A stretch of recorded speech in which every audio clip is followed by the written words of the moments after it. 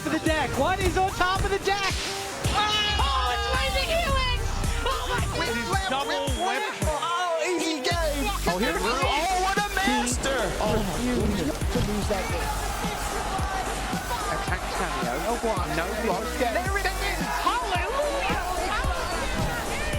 What have you done? What is it? What is it?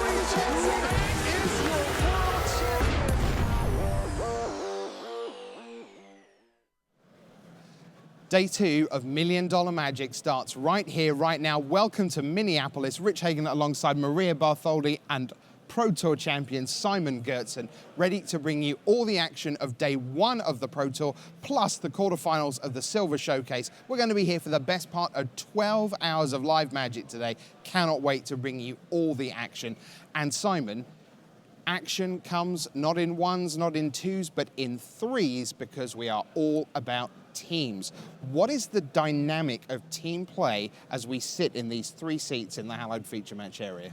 3 players, 3 constructed formats. That's pretty amazing. We haven't had a team constructed Pro Tour since 2006.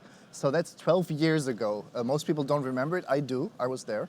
The fact that you have 2 of your friends, but also great players on your side to help you in all these decisions. When you mulligan, when you sideboard, when you have to make that crucial game-winning or game-losing this decision, that's what makes team so spectacular. Now, a lot of team play, historically, over the last few years at the Grand Prix level, and we've commentated on so many, features this iconic moment where we all like hunch in together round the central, the last table playing. But that's often in limited, where everyone's playing the same format, everyone knows what everyone's deck is doing. Are we going to see as much of that here, Simon, because it's these 3 very definite constructed formats that are so different from each other? Very, very different. And we will see that. We will see teams where you have 3 constructed specialists, a legacy specialist, a standard specialist, a modern specialist, and they might talk to each other, but they don't have to. And then you have other teams that are brilliant players, but they're not as much of a specialist. Maybe they are actually our gold and platinum pros. We know they can play any format, right? So they have to communicate, they have to help each other out to beat those format specialists. Now, Maria, we obviously know that there are teams with, 60%, that's your kind of benchmark for a decent performance in any given format. There are lots of great teams where everyone is 63, 64 in everything. But actually, that's not that big a deal. What we care about is, are there teams with someone who's 74 in Legacy or 69 in Modern? Of the 3 formats, what are you most looking to keep your eye on? Well, I love Modern, Rich, and a lot of people do too, and we're finally getting a chance to see it here on the big stage, and a lot of people will be Modern experts on their teams, right? And they're really highly incentivized to bring the best deck in Modern, and I want to know, what is that deck? Do you think you're going to find that out this weekend? Because isn't might. Modern the format where Well, you can play anything, right? at all? But I think people are going to try and play the deck that they think has the best chance among top-tier decks in Modern. Right, so maybe a metagame is going to be a few less pet decks and my deck, and a lot more, I'm only interested in the top 4 decks in Modern. We'll see. All right, we'll see. Now, Teams is the format, and the Pro Tour Team Series comes to a conclusion at the end of this Pro Tour. So who will be going to the World Championship in Las Vegas in September? With his eye on the Pro Tour Team Series, here's Brian David Marshall.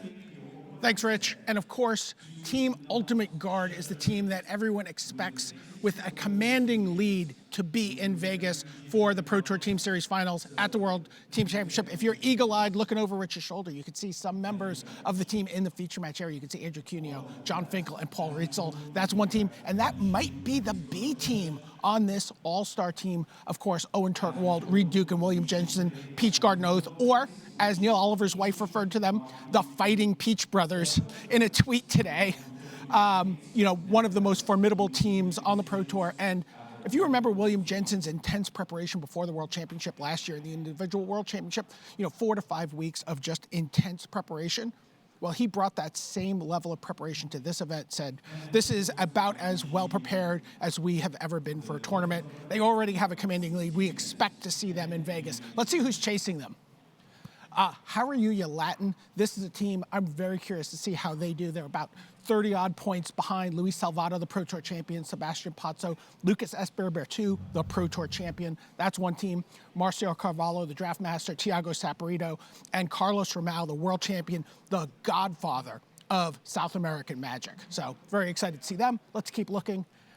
Connected Company, Jeremy Desani, Tomohiro Saito, and Rafael Levy, Menguchi Calcano, and Javier Dominguez. Javier Dominguez has been ascendant these last 2 seasons on the Pro Tour. Really excited to see what they do.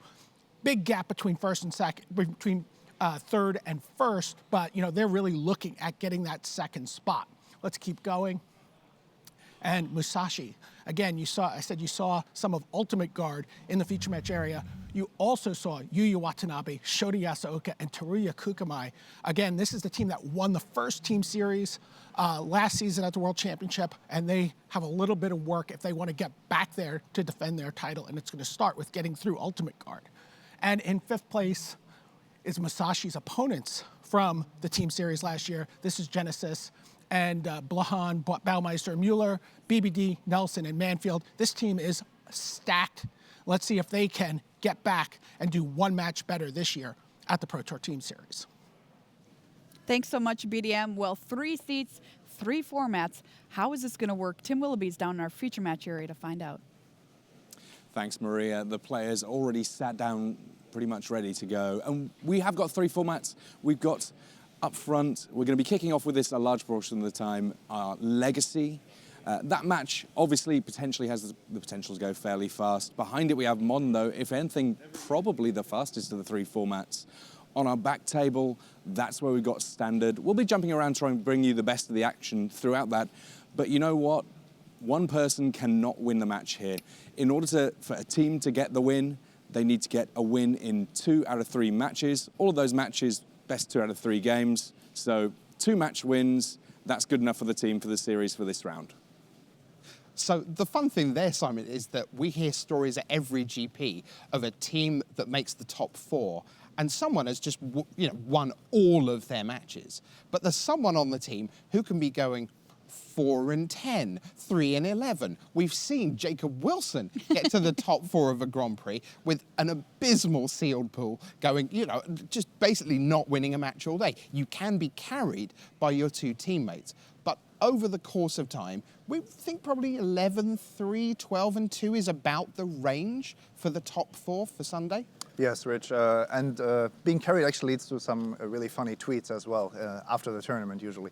No, we are not exactly sure what you need to make top 4 here because we're playing more rounds for this really small tournament, and that means depending on how the top teams perform, they might actually dream crush, as we say. They might kick other teams down the line, and then the top 4 might be X2s, might be X3s, we'll have to find out. Right, but all that happens tomorrow afternoon. But to get there, there's a lot of Magic to be played. And that means we begin, as we do at every Pro Tour, with round 1. Buckle up, here we go.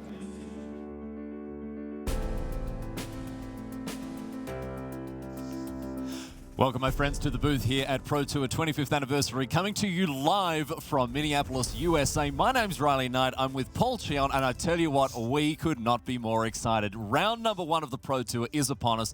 The players are in readiness down in the feature match area. It is time to get things started here at Pro Tour 25th anniversary. Oh, it's Lazy Helix! Oh my God! Easy game! He didn't look, and that was it! What have you drawn? What is it? What is it? What is it? Is your world champion.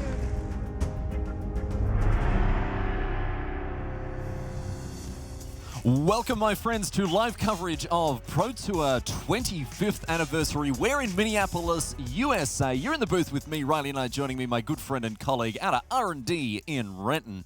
It is Paul Cheon. Paul, great to have your company this morning. We have a team GP for the first time in years, my friend. Yeah, this is going to be really, really exciting. I can't even remember the last time we had a team event, and we're going to kick things off with Legacy. Oh, yeah. Yep. We're going to get the oldest format played in Tournament Magic here off to a flyer with Andrew Cuneo. You can see him on your screen. He's on Miracles. This is a bit of a blast from the past, this deck. It's been around. Its fortunes have waxed and waned, but I tell you what, this is the man for the job, a white-blue mage of the highest order.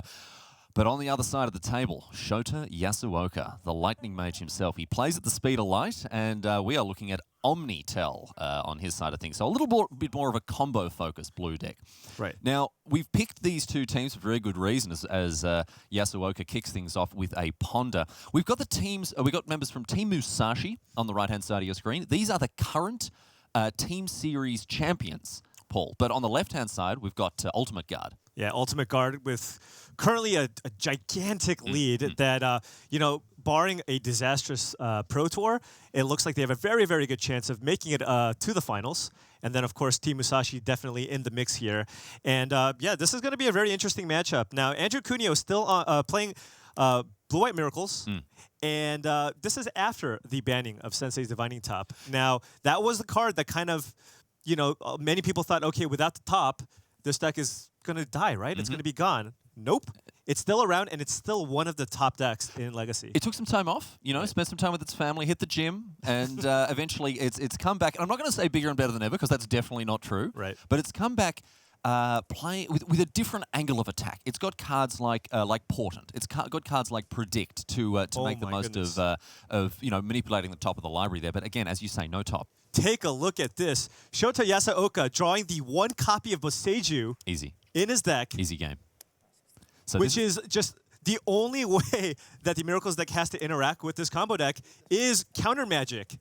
So, Boseiju, the one who shelters all. This is often seen in the sideboards of many Legacy decks as a play against the force of wills of the format, but Andrew Cuneo, he's an unhappy chappy. He's like, this is main deck? Of this tree. He's like, what is this card doing in your main deck, my friend?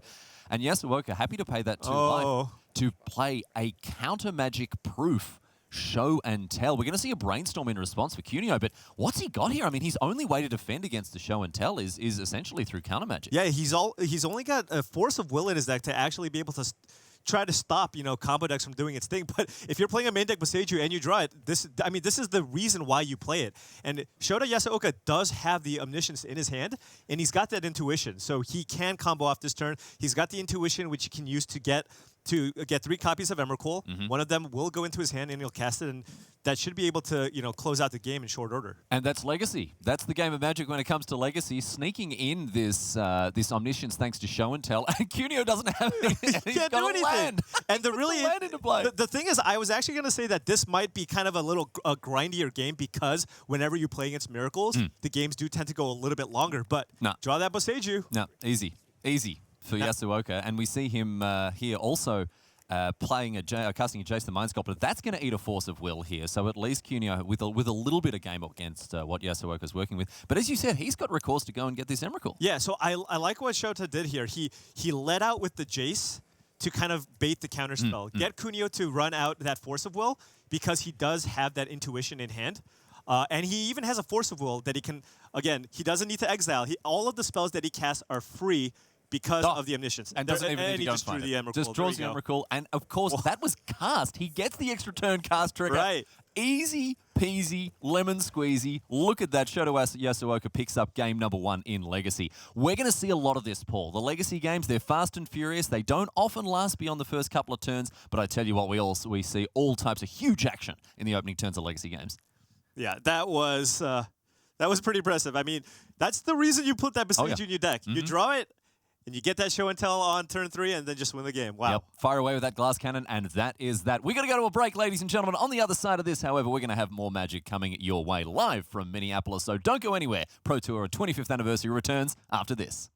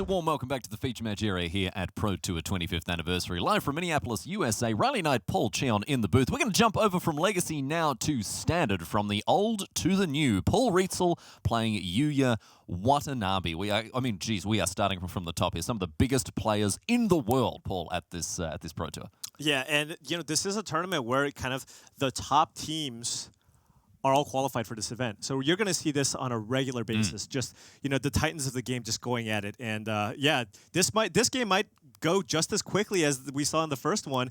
We see a turn 4 Galta, it looks like. Yeah. And if Paul Rietzl does not have that unlicensed disintegration, this is likely just game over. Man, look at this. Switching gears like this, we've gone from talking about casting force of will targeting show and tell, now we're talking about unlicensed disintegrations on Galta.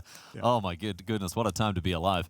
Well, Steel Leaf champion hits the bin there thanks to a cut to ribbons. This Galta is going to be rumbling in for 12 here.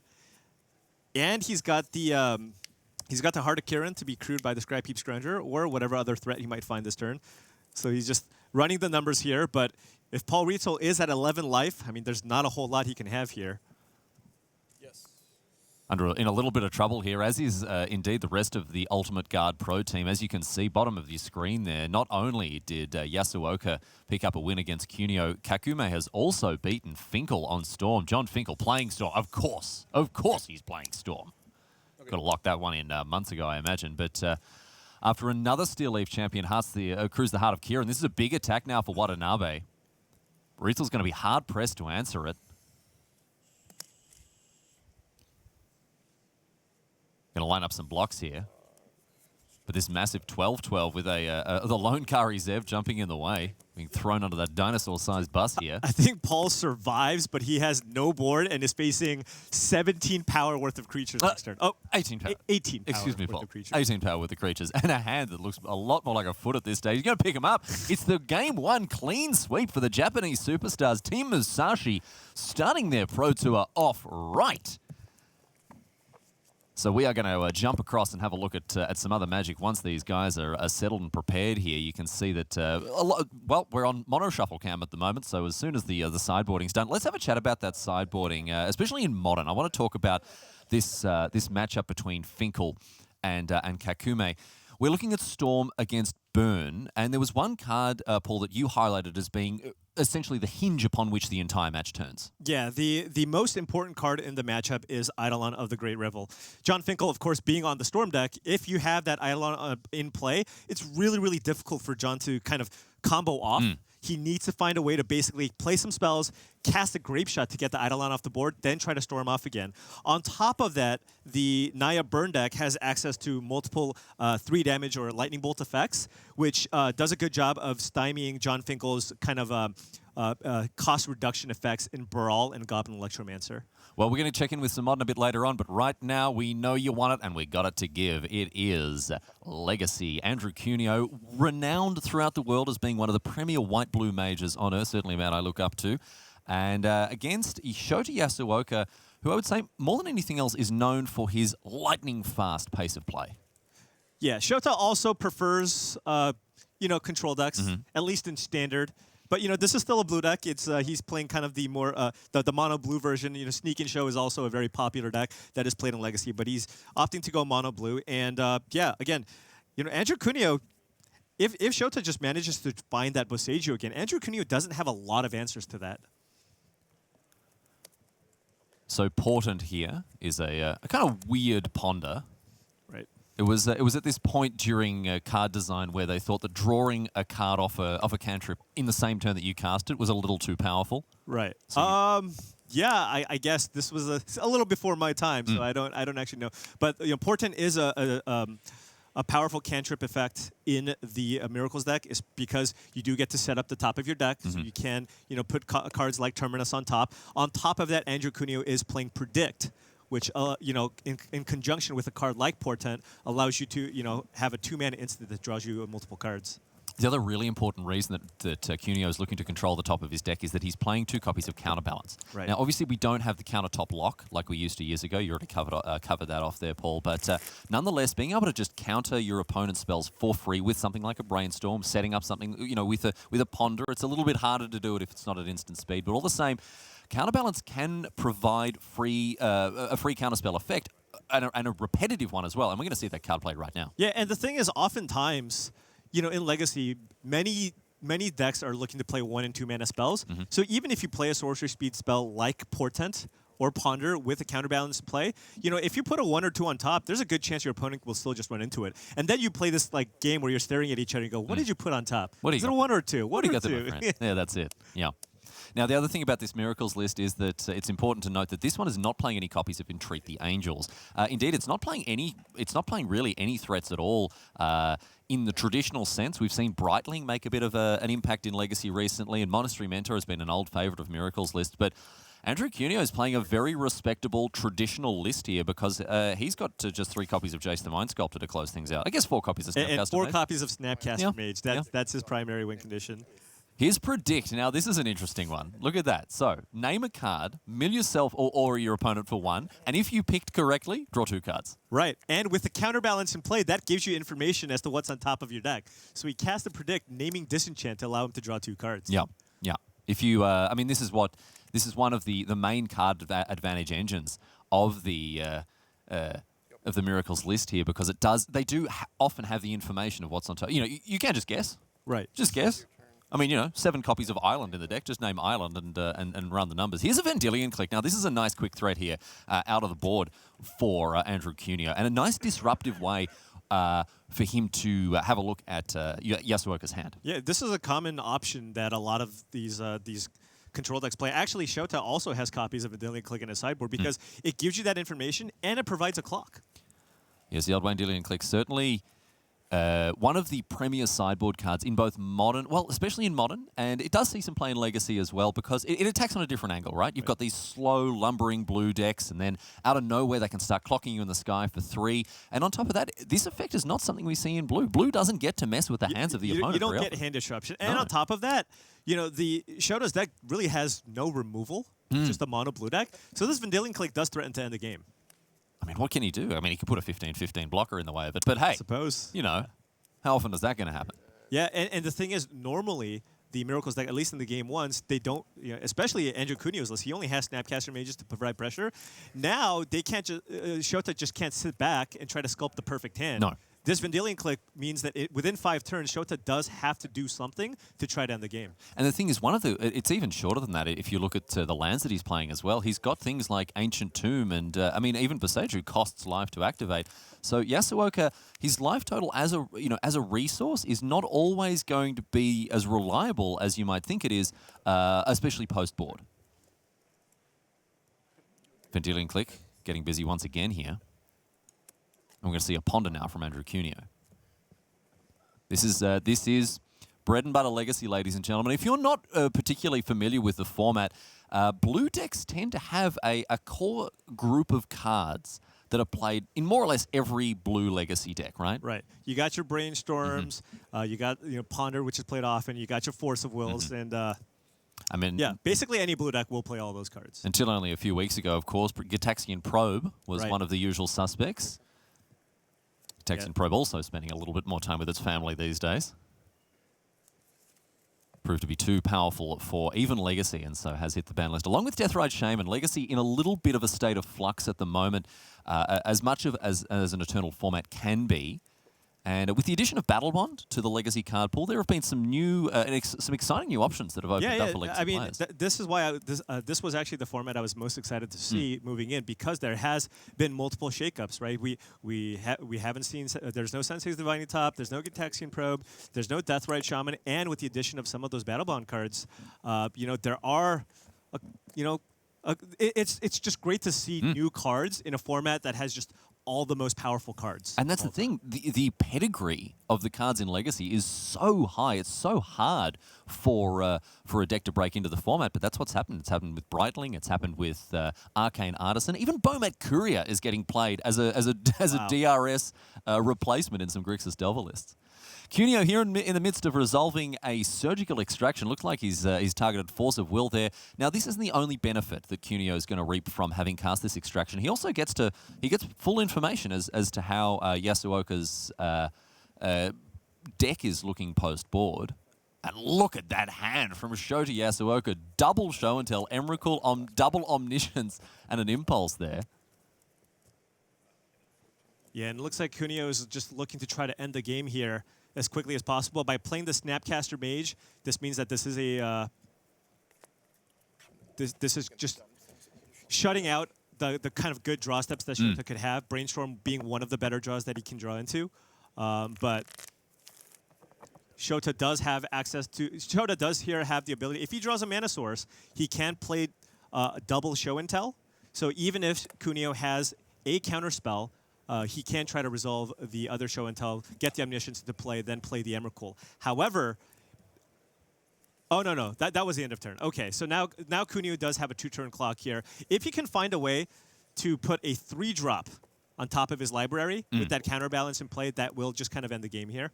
And he can do exactly that, Paul, as we have a look at Cuneo's hand. He's got a Back to Basics in hand, a hugely disruptive card against many of the greedier mana bases in Legacy. Not so good against a mono blue deck, but I tell you what, if it's going to counter a copy of Show and Tell for free, Cuneo's in a good spot here. Yeah. Because of course, in response to a 3-drop spell, he can then cast Brainstorm and put back the 3-drop on top of his deck to reveal it. So yeah, Cuneo looking very, very good here. Yeah, at this point, I think Yasuoka more or less locked out of the game. However, you cannot count someone, a player of his caliber, out by any means. He will, if there is a way, he will find it, Paul. But it's just like he needs mana. He doesn't have any Force of Wills to protect this combo. There's just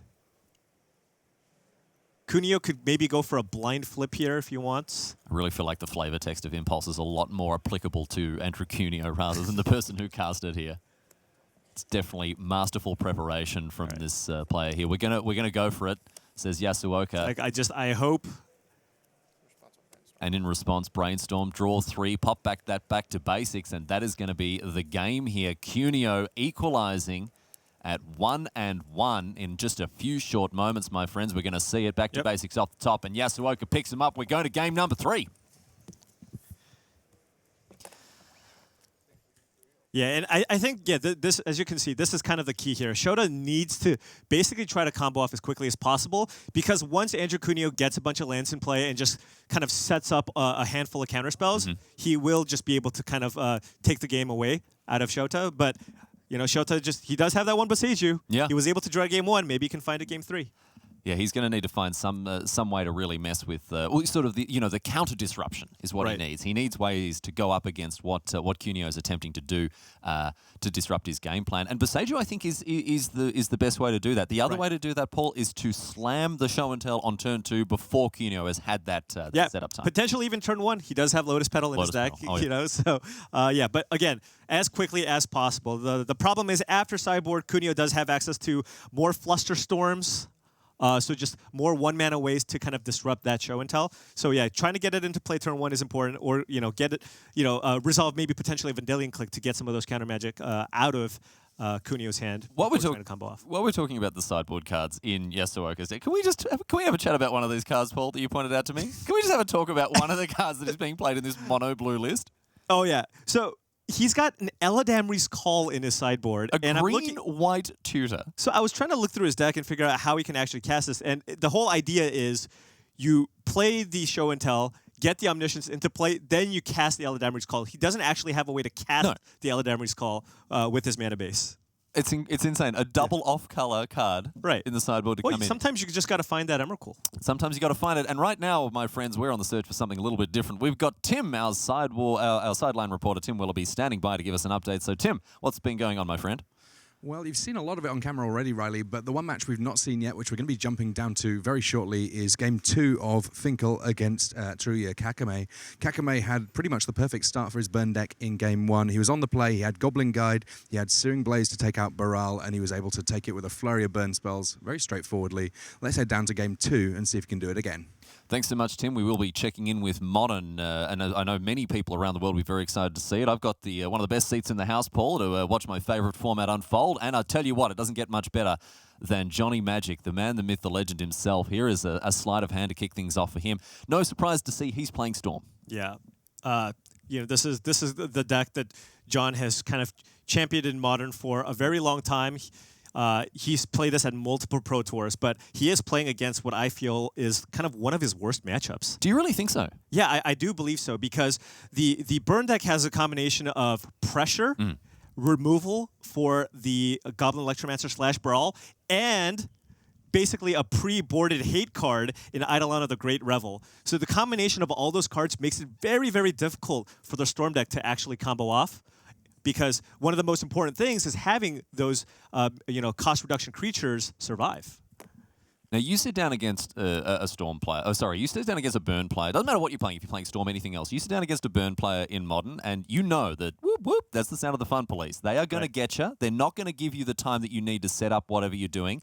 This is the deck that keeps other decks honest in the format, right? Absolutely. And Kakumei is going to have Finkel on the clock. The thing is that this new Storm deck that plays the Gift Sun Given package, it can come off as early as turn 3. All things going well. It's just they need that Baral. They need that Goblin Electromancer. Right. And it's an interesting point that you're saying they have the removal for it. The Burn deck has the removal for it in the form of Lightning Bolt, whatever else. But that then takes a turn off their clock. Right. So yeah, for example, in this game, it's a little bit tougher because Kakumei did not have that turn 1 creature. The important thing that you want to be doing is playing the Wild Nikadal in turn 1, playing the Monastery Swiftspear in turn 1, and then maybe potentially another 1-drop and leaving up that Lightning Bolt. Now, Finkel can set up a turn where he doesn't actually just run out the Electromancer in turn 2, maybe play it on turn 3 or turn 4, then follow it up with a flurry of Storm spells or ritual effects so that he can actually get some value off that cost reduction.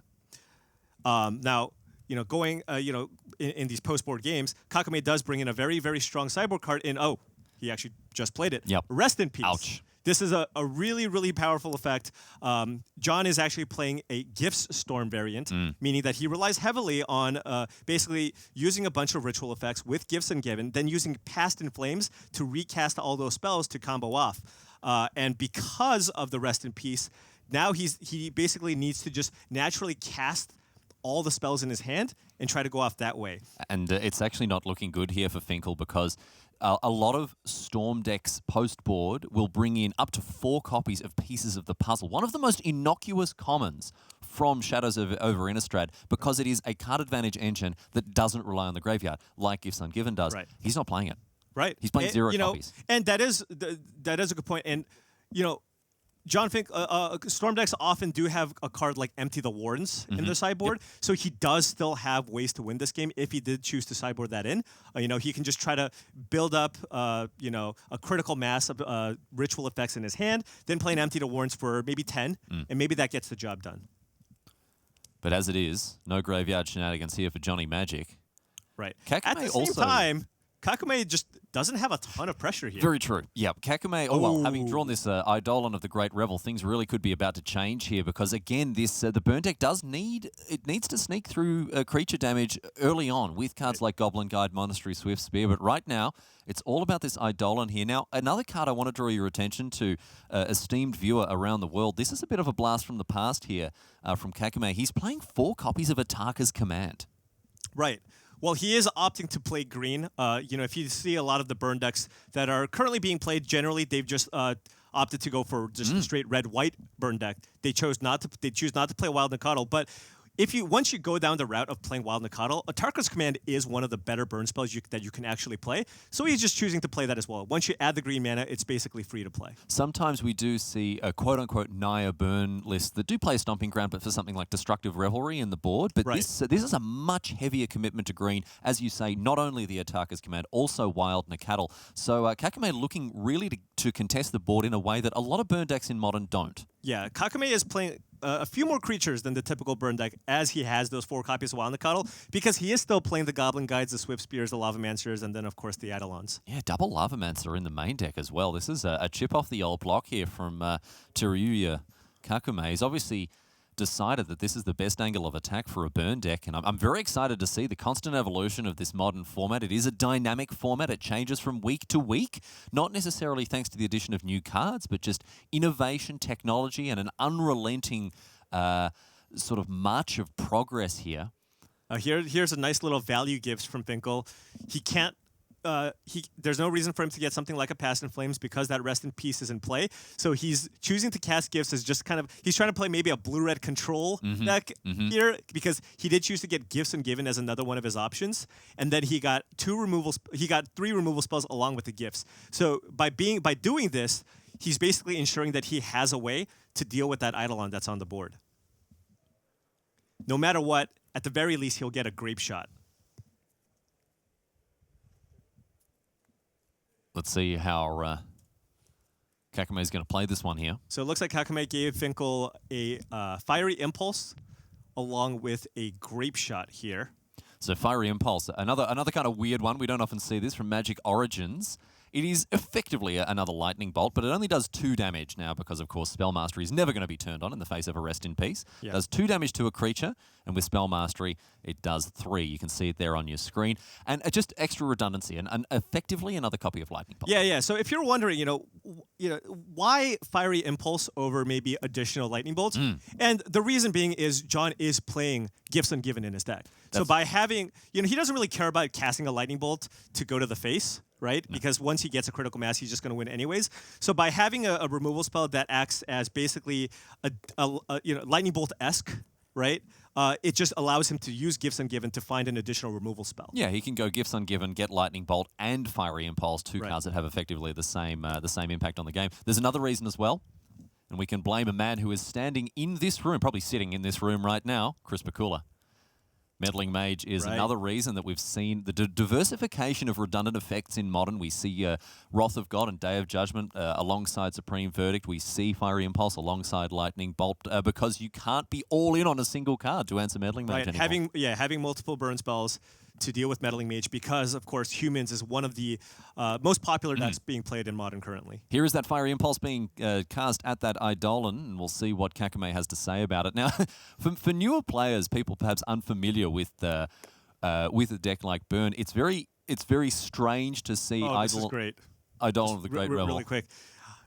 Kakumae is going to use a Tarkus Command as a pump spell to protect his Eidolon from Fiery Impulse. Yeah. Fiery Impulse, now, because of the Rest in Peace in place, John Finkel does not have Spell Mastery. Yeah, of course. So he's going to use this Atarka's command to give his creatures +1/+1, which will prevent the Fiery Impulse from killing the Eidolon of the Great Revel. Oh, well, this got out of hand very quickly here. Atarka's command, something John Finkel is not like this, he says.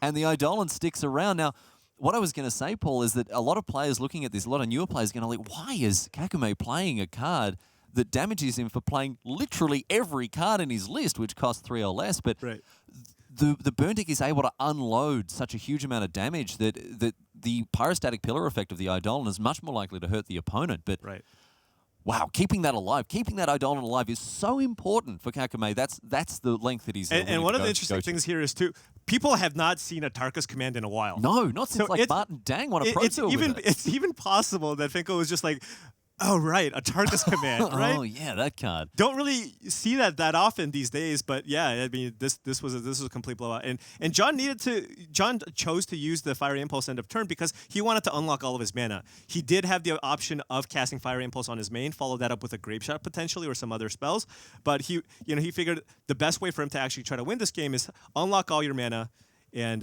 try to go off. But this is going to be really rough. He's in big trouble here. We're going to see a Grape Shot cast to try to clear the way for some of these creatures. And it looks like the Eidolon trigger once again going to pop off the top here. So that's, I mean, how much damage has that Eidolon done? Like 8? Oh, was that Fiery Impulse in the main phase? It might have been. Okay, I thought it was at the end of turn. Because it looks like this Grape... No, okay, so it looks like... Never mind. So it looks like this Grape Shot is going to get a good amount of these creatures. But at the same time, John Finkel's at 6 life here. There's a Wild Nikado. Just a singular burn spell from Kakumae will end this game. So it looked like Finkel did mark some damage on that Wild Nikado here. And Kakumae... Right, but it was a 4/4. So that Grape Shot was just not big enough to deal with that Nikado. And now it's going to rumble, get in for a bunch of damage, and there's an Ataka's command to close things out for Finkel. Unfortunately, Johnny Magic going down in straight sets to Ryura Kakumei, and I have to say, masterfully navigated. That was I expected a little more fight from the Storm deck, but it just kind of rolled over and wasn't able to contest. And Kakumei didn't even necessarily have the ideal start there either. He didn't have a 1-drop. He played a turn to Rest in Peace, but with that Rest in Peace in play, just Finkel just couldn't do anything, right? That Gibson Given was, just acted as a way to get a singular removal spell. Really excited to see this sort of everything old is new again approach from Kakumei there, playing Wild Nacatl, playing a proper, actual, factual Naya burn deck with Wild Nacatl, with Ataka's command here. All right, so the turn 1 Llanowar Elf allowing you to break serve. We move over to standard, yes indeed. Paul Rietzl, Yuya Watanabe with Steel Leaf Stompy, and not putting the Llanowar Elves to good use just yet. Right. I'm sure Paul Reitzel is relieved here that was not a Steel Leaf champion that was played on turn 2. That is the classic Stompy draw. But a Goblin Chain Whirler on 3, so that Llanowar Elves doing stone cold nothing here as it dies to the Chainy Dubs there. And get in for 3 now, says Finkel, with Scrap Heap Scrounger. A standard All-Star, it's been around for quite a while. Yeah, it's just very, very powerful, resilient threat, but Yuya can't even attack through that Goblin Chain Whirler. I suppose maybe this was a situation where he's so behind he could maybe try to bluff the Blossoming defense and attack through that Chain Whirler. But that is a risky play. That is definitely a risky play, but you're so far behind here. Paul Rietzl was able to play that Goblin Chain Whirler and get that Llanowar Elves off the board. And he doesn't even have a Galta this turn to play, so... Nothing else to commit to the board yet, and Rietzl is just pedal to the metal. Here is an Hour of Glory, so that's going to do something to stem the bleeding here. And we've just got Scrap Heap Scroungers dueling off against each other here. Mono Scroungers. No blocking to be done. Just some scrappy ships passing in the night here. And back to Watanabe. Let's see what he can get done here on turn number 5. He's not going to miss any land drops anytime soon.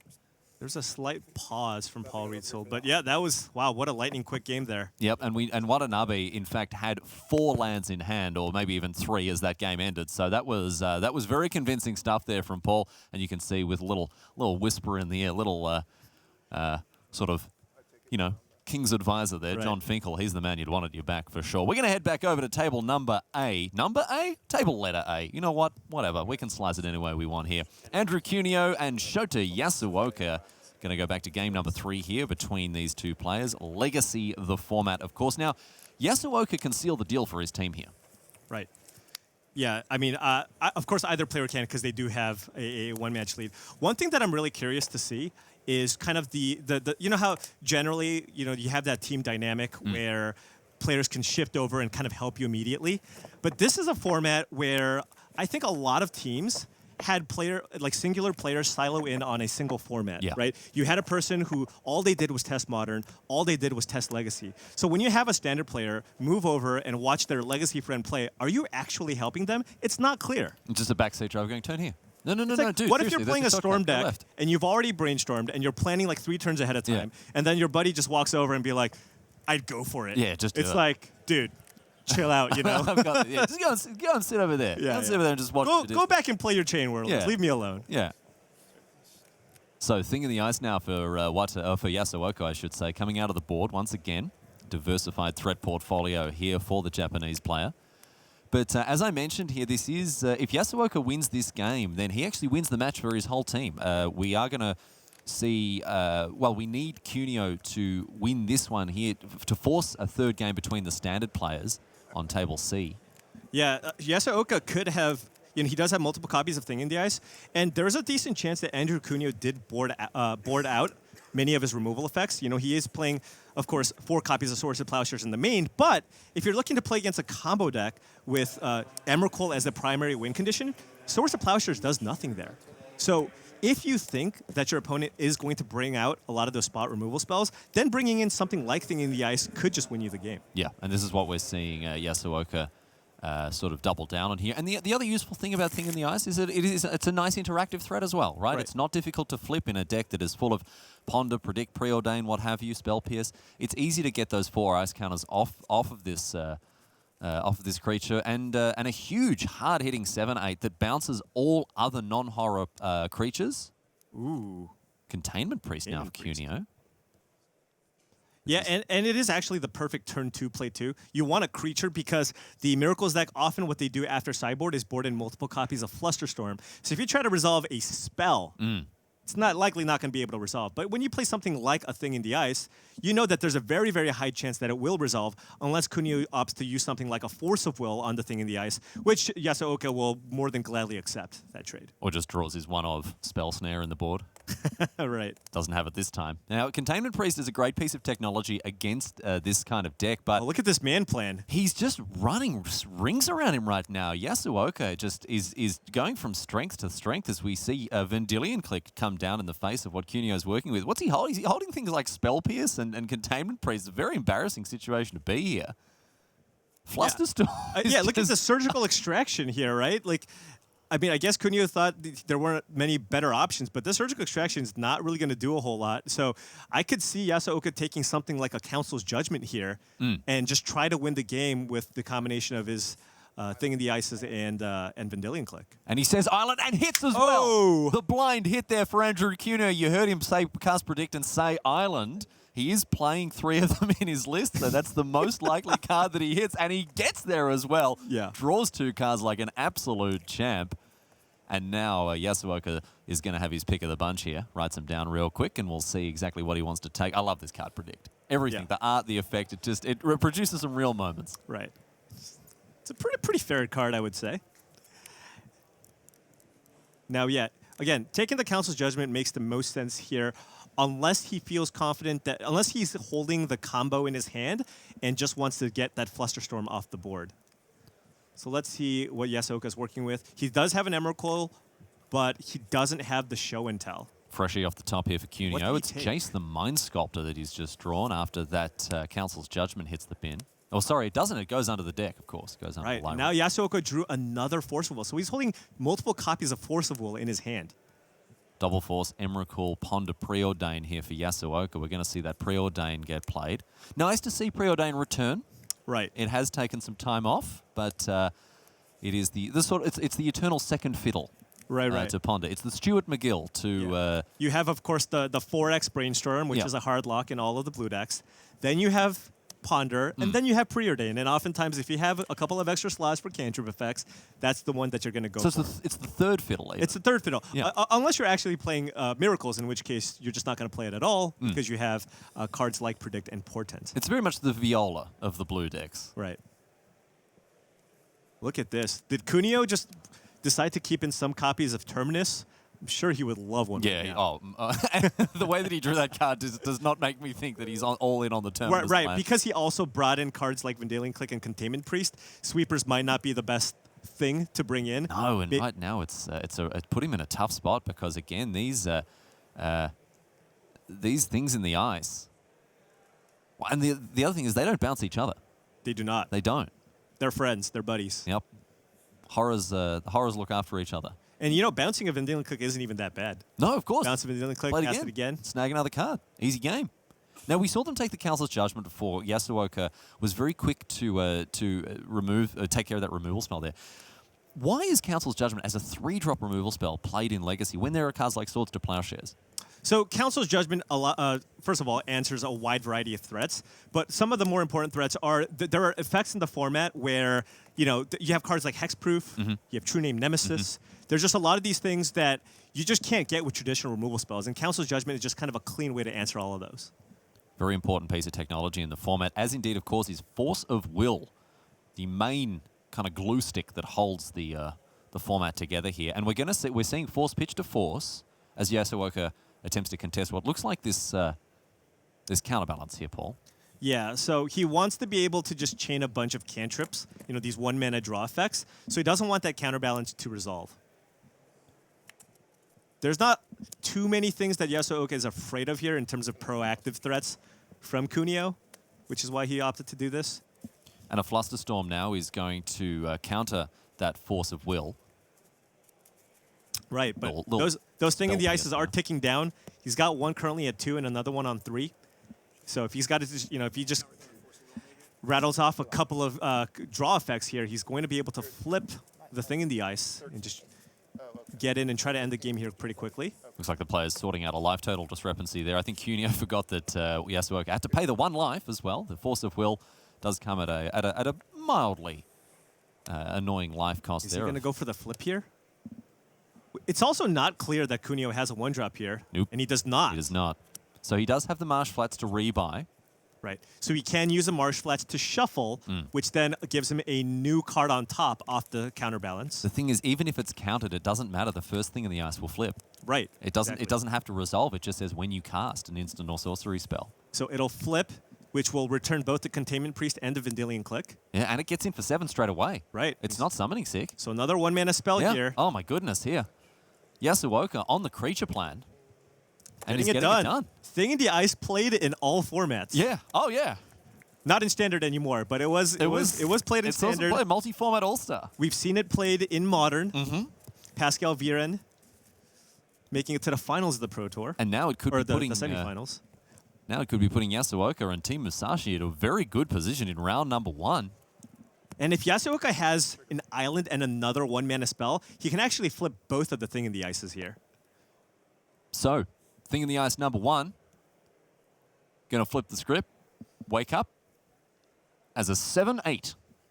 Bounce on non-horror creatures, which of course right now is just Vendilion Click and the Containment Priest. And Cuneo without anything to say about it. And here it is, look at that. Time to eat some ships for breakfast here as the Kraken Horror. Yeah, the counterbalance misses again. Oh, and he's got, it looks like there's another Ponder. Does Shota have another mana source in hand? He does not. He can choose to shuffle here and actually just go for lethal, right? So Kunio is at 14 life. All right. We have 1 Awoken Horror. If Shota Yasuoka draws an island here, he can cast that Preordain in his hand to flip the other Thing in the Ice for And exactly lethal. Just the casual Yeah. attack for 4. Shota wants a land here. Off the top. Shota Island. Yasuoka. Island. Can you find what you need, my friend? Let's have a look. Nope.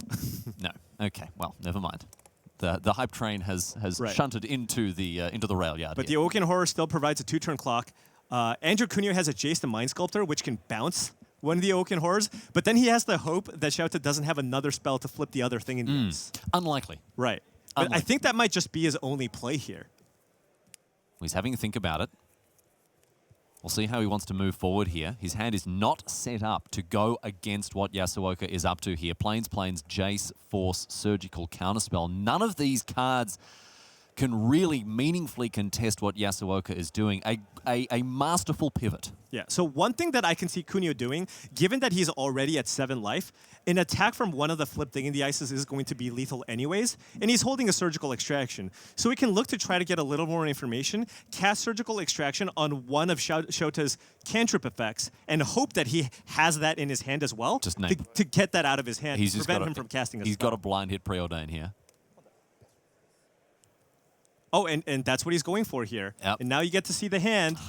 And Unfortunate Shota here. has multiple blue spells to cast here. He's got that Show and Tell along with the Preordain, so he's not going to be able to shut this off. So does Cuneo have a way to prevent 2 Awoken Horrors from rumbling in? I don't think he does, man. I don't think he does. Yeah, so he's got a Containment Priest, a Jace, a Force, and a counter. So he can play a Containment Priest to chump block.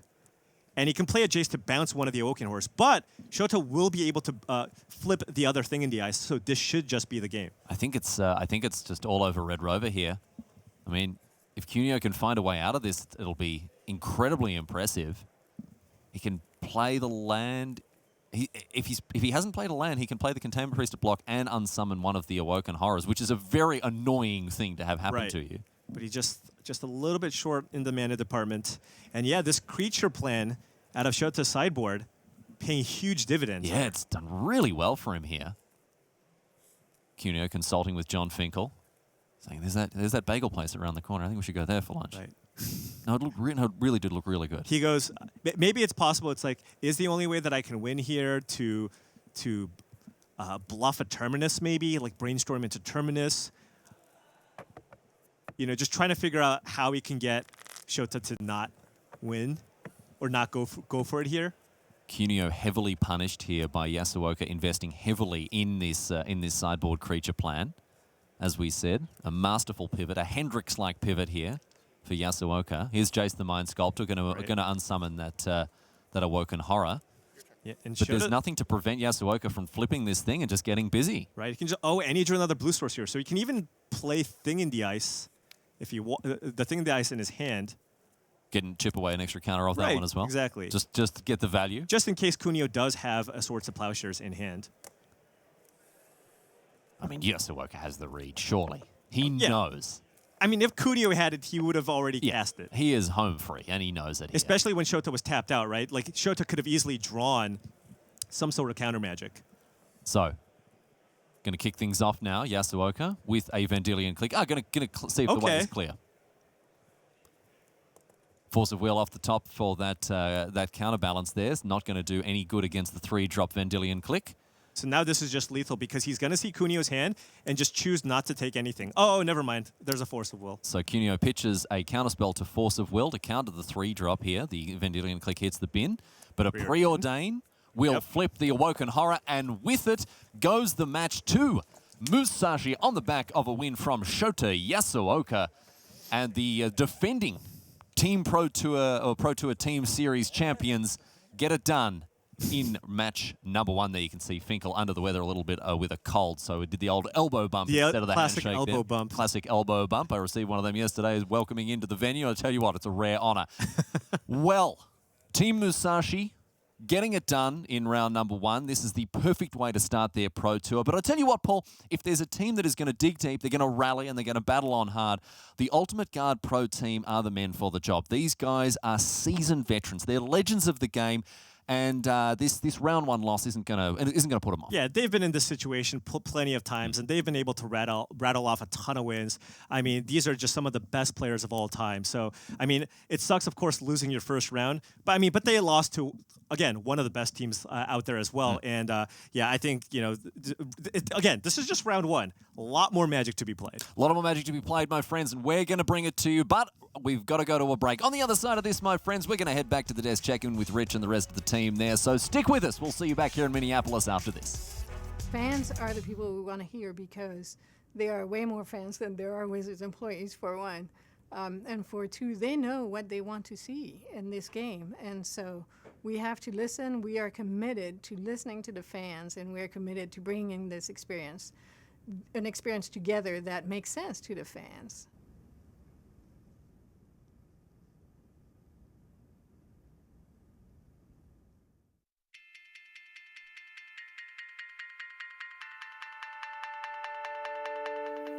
If I had to pick just one card, it would have to be Dorian the Siege Tower, just because it's one of my favorite all-time cards.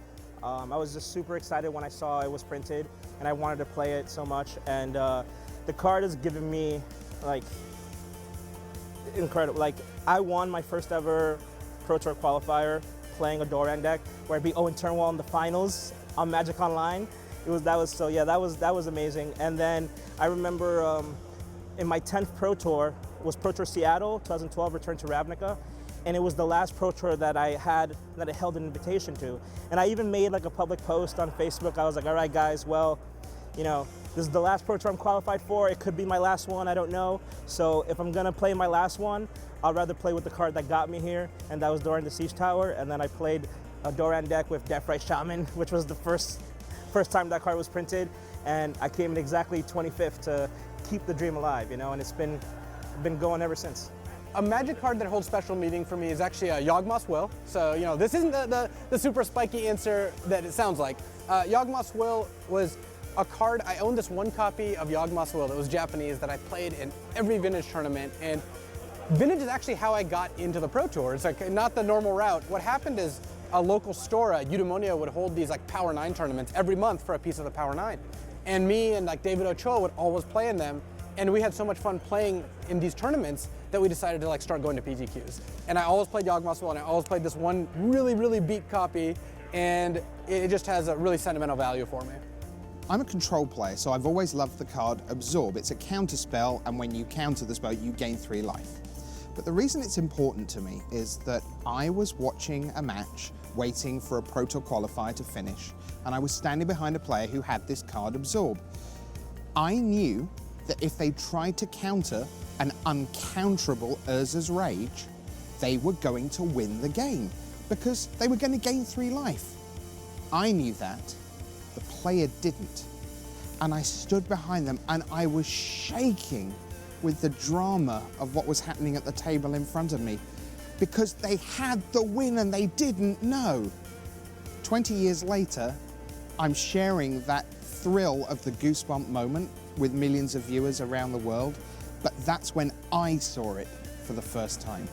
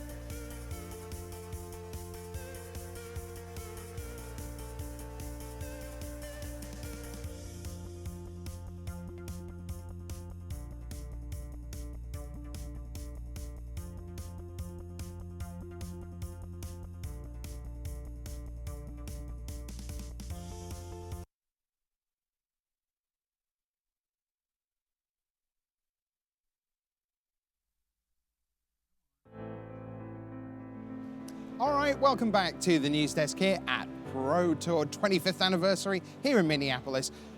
Party City, USA, your hometown, That's Maria. right, it is. And that's got to be super cool, right? I mean, to Absolutely. have the Pro Tour in town. Yeah, I love Minneapolis. It's a fantastic city, and I love getting a chance to show it off with a bunch of Magic players and people here on coverage. It's just been awesome all weekend. All right, now, obviously, matches coming in thick and fast. Remember, it's a huge Pro Tour, 500 players. It's a small Pro Tour, only 80 or so matches every round, because 6 players go into each match, remember. So we've got some results. Maria, what have you got? All right, so an update on the Kiefer brothers. One, Quinn Kiefer, playing in his first Pro Tour here. He's, how old is he? He's pretty 13. young. 13 years old, so that's amazing. Both of them victorious this round. We saw one half of Ultimate Guard lose in our feature match area, but the other half, which is a pretty famous team, Peach Guard and Oath, did win their first round. The team of Saito, Dazani, and Levy also victorious this round. Connected Company. Connected Company, Luis Scott Vargas with Paulo and Mike Sigrist. They lost this round, unfortunately, but as we say, there's lots of great teams in this building, so a chance to lose is out there, and keep fighting back. Right, and you're going to see, if you're not following your favorite pros online, you should, because a lot of them, Luis's result, we got from Twitter. It just said directly, yep, and we're 0-1. So 15 minutes into the round, we already knew that. So if you're not following along your favorite pros, you should. A lot of them are giving their match results out as they go. All right, so down on the floor, Brian David Marshall has been out in the thick of things. Who have you got, BDM? Thanks, Rich. I'm here with Corey Baumeister, the newest member of Team Genesis. Now, Team Genesis went to the finals of the Pro Tour Team Series last season. Where were you for all that action? I was on the couch, cheering on my friends from home. Didn't feel as exciting as being in Seattle, but. Now, how much pressure, have you put on your teammates? Like, guys, I want to be there this year. You guys have a little bit of ground to cover this time. We do have a little bit of ground to cover, and I wouldn't say putting any pressure because, you know, these guys are great players. I feel just blessed to even be considered to be with them. So we're all just really trying our best and just trying to put up as good of results each Pro Tour as we can. Now, I'm going to imagine that for your team, so you're playing with Lucas Blahan and Martin Mueller. Yep. I'm going to assume you are the standard player for that team. I was, yep. But I wasn't the whole time. I was, there was like 2 days when we were going to play a standard deck that was very much a Martin Mueller type deck, so we thought he would be best suited for that. Something with profane command?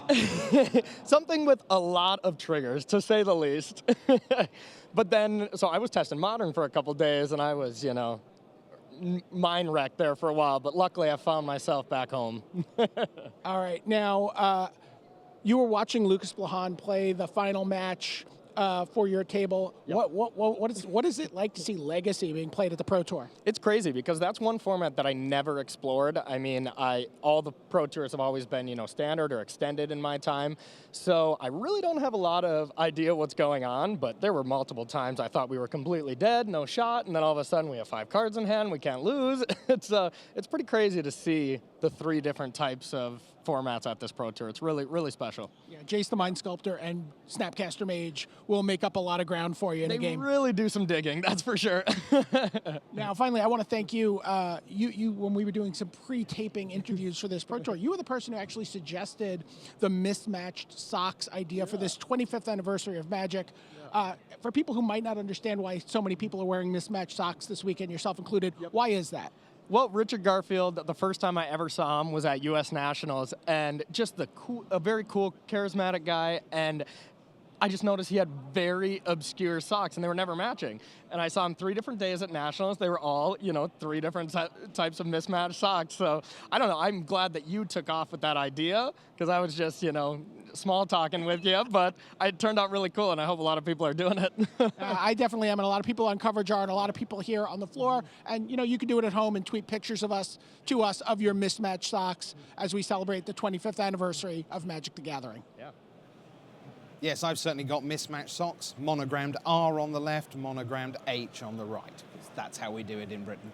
So anyway, lots of teams here who are not in the team series, and if you want to keep your eye on a really good one, how about this for a French trio? Hall of Famer Antoine Rouel, Hall of Famer Guillaume Wafatapa, and Pro Tour World Champion from 2010, Guillaume Matignon. They are underway with a win. That's the kind of team outside the team series you might face in round 1 of this Pro Tour.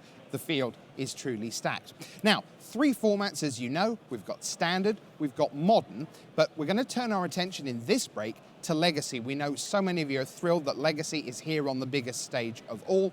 And Maria and Simon have gone through, our text team have worked through all of the numbers, so we're going to look at the top metagame decks in Legacy right now.